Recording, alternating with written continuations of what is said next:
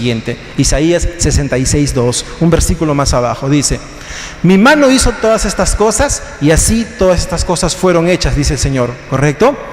Pero, una tranquilidad para nosotros, pero, dice Dios, miraré a aquel que es pobre y humilde de espíritu y que tiembla a mi palabra. Y que tiembla mi palabra. Si Dios dijere, yo voy a ver a todos los que tienen una vida ejemplar en oración, a todos los que tienen un buen conocimiento bíblico, a los que atan demonios, hoy me quedo fuera. Yo no cumplo esas características.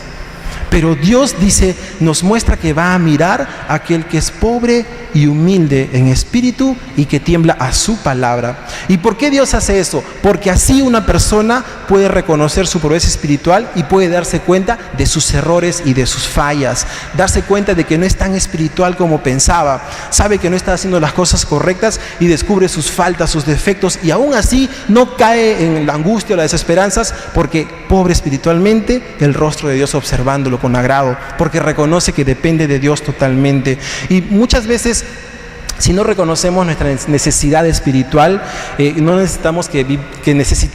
reconocemos que necesitamos de Cristo completamente en nuestra vida, no podremos ver nuestros errores y vamos a estar siempre creyéndonos autosuficientes y que nosotros podemos hacer las cosas. Por ejemplo, imagínate que mañana te levantas muy temprano e intentamos resolver todo nosotros mismos. A ver, les ponía un ejemplo. Imagínate que mañana te levantas de muy temprano, haces tu devocional, te encuentras con tu esposo, con tu familia, se dicen que se quieren mucho, que se aman, que se respetan, todo bien, llegas temprano al trabajo, en todo caso te toca atender en el público, atiendes muy bien, con una sonrisa de oreja a oreja. En la tarde logras almorzar, mientras almuerzas tienes el tiempo suficiente para pensar en el devocional que hiciste en la mañana, reflexionas un poco, regresas a tu casa en el auto o en el bus, muy contento, escuchando música. Estás ya en tu casa y conversas con tu familia acerca de lo bien que la pasaste hoy día, de lo bien que Dios te ha ministrado, y llegas a tu cuarto, conversas con tu esposa o con tu familia o con tus hijos y duermes plácidamente y tranquilo. Al día siguiente te levantas y no sucede así. El despertador no funcionó, te levantaste muy tarde, y vas al baño, no hay agua, el café está muy caliente, pierdes el bus, llegas tarde al trabajo, tu jefe te llama la atención, en la tarde el almuerzo te cae mal porque está frío, regresas a tu casa, el bus lleno, o de repente tu carro, la gasolina se acabó a medio camino, llegas a casa, peleas con todo el mundo, con tu esposa, con tus hijos, en fin, llegas a casa, ni siquiera agradeces. ¿Sabes qué significa esto? Idolatría. ¿Por qué? Te has convertido en la fuente de tu propio gozo. No tienes el gozo de Dios en tu vida, tú mismo creas tu gozo. Yo intenté resolver una vez mis problemas y quería ser feliz e intentaba ser feliz, pero el gozo del Señor es lo que te hace feliz, no tu gozo, no lo que tú buscas, no como tú quieres resolverlo. Te has convertido en la propia fuente de tu gozo, de tu felicidad.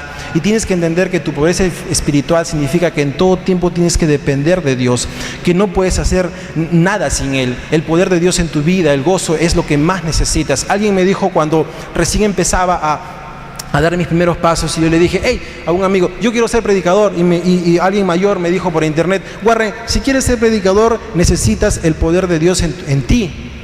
Cosa que hoy en día dije, ok, muy bien, está bien, pero ahora entiendo que no es totalmente cierto. No solo necesitamos el poder de Dios en nuestra vida para predicar o salir a evangelizar. Yo necesito el poder de Dios en mi vida hasta para amarrarme los zapatos del zapato, o los pasadores del zapato. Hasta para respirar necesito el poder de Dios, para que mi corazón lata, para caminar, para compartir con mis amigos. Necesito el poder de Dios en mi vida en todo instante y a cada momento. Tenemos que saber y entender que sin Dios no podemos hacer absolutamente nada. Y Jesús en todo tiempo demostró que Él era pobre espiritualmente y que dependía del Padre. Jesús en una ocasión dijo, yo no puedo hacer nada por mi propia cuenta. Imagínate, Jesús diciendo que no podía hacer nada por su propia cuenta. Él lo aclaró. Entonces, si Jesús no hacía las cosas solo, ¿por qué nosotros sí lo hacemos? ¿Por qué nosotros sí? ¿Somos acaso más que Jesús? ¿Nos creemos más que Él? Jesús en todo tiempo hablaba con el Padre. ¿Por qué? Porque Él sabía que Él puede, nosotros no. Ahora dirás, pero hay algo que yo tengo que hacer. Sí, en realidad hay una cosa que tienes que hacer. Imitar a Jesús. ¿Cómo?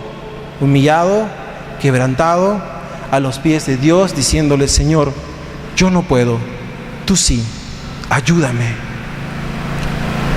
Jesús una vez mencionó, Mateo 19:30, dijo lo siguiente: pero muchos de los que ahora son primeros serán los últimos, y muchos de los que ahora son últimos serán primeros. ¿Sí? Ok. ¿Qué reflexionamos en este versículo? Muchos ahora son los primeros, dice Jesús, serán los últimos, y muchos de los que ahora son últimos serán primeros. Serán, dice Jesús. Se refiere a un lugar. ¿Dónde va a ser eso? En el cielo. Y muchas veces hemos pensado y hemos hablado de que en el cielo habrá una jerarquía, ¿no? Y ahora yo creo fielmente que eso no es verdad. ¿Por qué? Jesús, escucha lo que está diciendo. En el cielo el primero es el último y el último es el primero. El primero es el último es el primero. El primero es el último es el primero. No hay diferencias, todos son iguales. Nos está diciendo que tú eres una persona que si atravesó por la puerta estrecha y se conduce por el camino angosto de la santidad, listo, estás en el cielo. Dios ama a todos por igual. Claro que vas a tener un trabajo diferente en el cielo por cómo estuviste fielmente aquí. Vas a tener una encomendación diferente, sí es cierto, pero uno más que otros no. Pero no seremos apartados porque simplemente estuvimos más tiempo trabajando. Recuerden la parábola de los obreros, que el último recibió el mismo pago que el que trabajó primero, ¿ok? Entonces estaremos todos mismos en el nivel de amor. Todos estaremos en el mismo nivel del amor. Nunca comparemos la tierra con el cielo, que acá va a ser igual arriba. Bienaventurados los pobres en espíritu, dice Jesús, porque de ellos es el reino de los cielos. De ellos es el reino de los cielos. No de los que más hicieron, sino de aquellos que confiaron plenamente en Dios en todo tiempo y que se movieron según sus propósitos. En el cielo podrás ver a Noé, Moisés, Pedro, Pablo, Jesucristo, al Padre mismo. En el cielo podrás estar en un lugar donde el pobre en espíritu finalmente puede encontrar una plena aceptación absoluta. Y todo aquí, gracias a Jesucristo. Todo gracias a Jesucristo. Bienaventurados los pobres en espíritu, porque de ellos es el reino de los cielos. ¡Wow! A mí me llena mucho eso. Me llena mucho eso. Y antes yo solía decir, cuánto quisiera estar ya en ese lugar. Y Jesús nuevamente aclara y dice, muchas veces cuando nosotros hablamos, decimos, por ejemplo, que cuando vamos a morir, vamos a ir al cielo, ¿correcto? Muchas veces decimos, y estamos confiados en eso, ¿no? Pero creo que la forma más exacta de decir es el día que deje, ¿no? El día que deje esta vida, este cuerpo, voy a vivir transformado aquí en el reino de los cielos. ¿Por qué? Porque ya estás ahí. Jesús dice porque de ellos es el reino de los cielos. No está hablando de un futuro, no dice porque de ellos será el reino de los cielos, no dice porque de ellos va a ser el reino de los cielos. De ellos es, pero tu espíritu lo reconoce, tu cuerpo no aún. Tu carne no lo ve, pero tu espíritu sí lo entiende. ¿Pero por qué? Porque estás en el reino de los cielos y tú conoces a Dios y Él te conoce a ti. Suficiente. Ya estás ahí. Todos aquellos que han sido bautizados, por ejemplo, ahora último, ¿no? No son menos que nosotros porque recién han sido bautizados o porque recién se están congregando. Muchas veces le decimos bebés en la fe, y para mí eso es equivocado, porque Pablo dijo, ¿cómo a bebés en la fe? No dijo que son bebés en la fe, hablaba de ellos como a bebés en la fe. Entonces, yo no...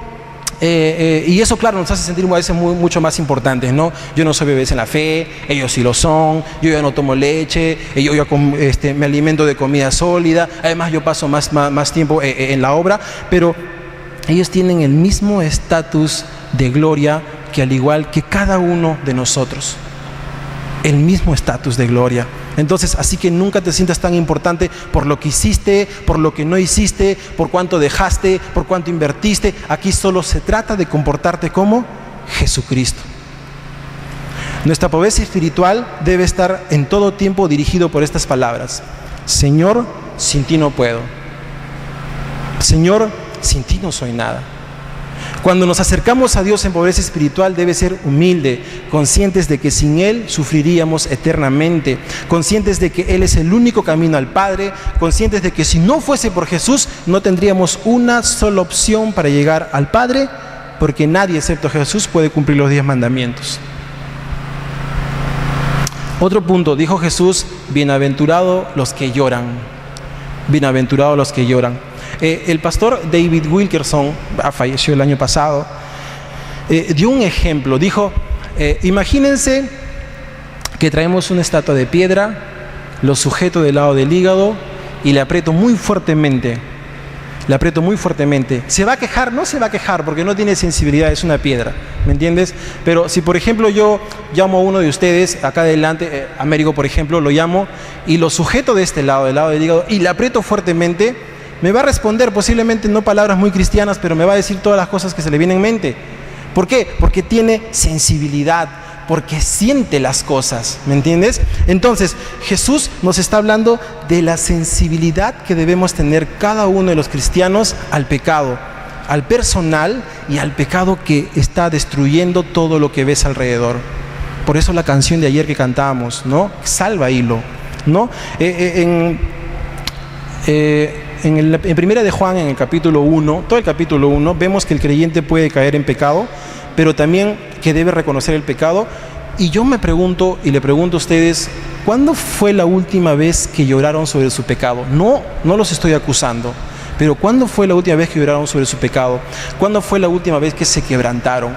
¿Cuándo fue la última vez que lloraste por los pecados que están reptando, que están destrozando toda esta ciudad, que están acabando con el pueblo de Dios?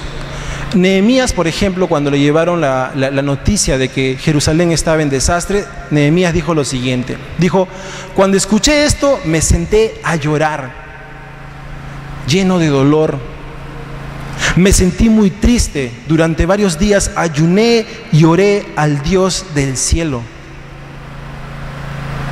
En otra parte, cuando Jesús dice que estuvo cerca de Jerusalén y vio la ciudad, lloró y dijo, habitantes de Jerusalén, ¿cómo me gustaría que hoy ustedes pudieran entender lo que significa vivir en paz? Pero no, ustedes son incapaces de comprenderlo. Yo tengo muchos amigos que son muy buenas personas, pero no están en Cristo. Y a veces converso con ellos y mentalmente les digo, ¿cuánto me gustaría que ustedes sientan el gozo y la paz que siento yo en mi corazón de saber lo que se me viene aquí en adelante? De saber que si mañana viene Jesucristo en un chasquido de dedo, yo sé que voy a estar con Él y ustedes posiblemente no. Porque hay un plan de Dios que al final no sé cómo puede arreglarse las cosas, pero posiblemente no. Y si no han llegado a esto, si ustedes no tienen esa sensibilidad a ver las cosas que se mueven alrededor de ustedes, es posible por dos cosas que también me pasaba a mí. Uno, nos creemos perfectos y pensamos que todo está bien en nosotros y lo que está alrededor. Y dos, porque nuestro corazón se ha vuelto monótono.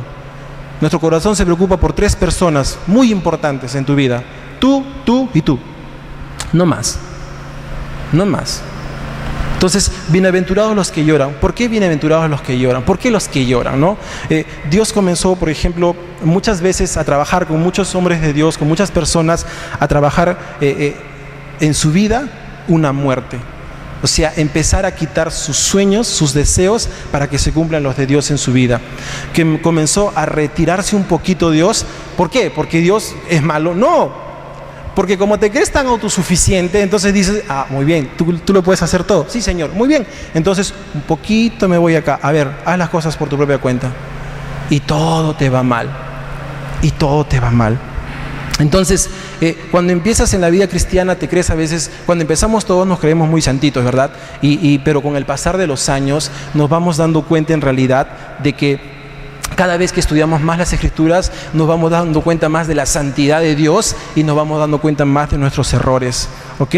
Por eso a veces respeto mucho a las personas que tienen años ya en la vida cristiana, porque se van dando cuenta y su forma de hablar es diferente a los que están recién comenzando. Porque el que está recién comenzando, de que la camisa afuera, que la camisa arriba, que esto, que el otro, que el cabello, que las uñas, que la ropa. Pero el que ya tiene varios años en Cristo es, Dios te ama y Dios quiere lo mejor para ti.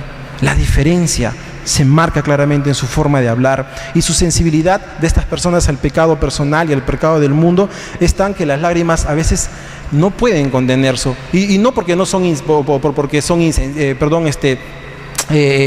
son débiles, ¿no? O porque simplemente tienen una sensibilidad de mujer que todo lo ven llorar, como dicen muchos por ahí, pero no viven lamentándose porque son personas totalmente felices.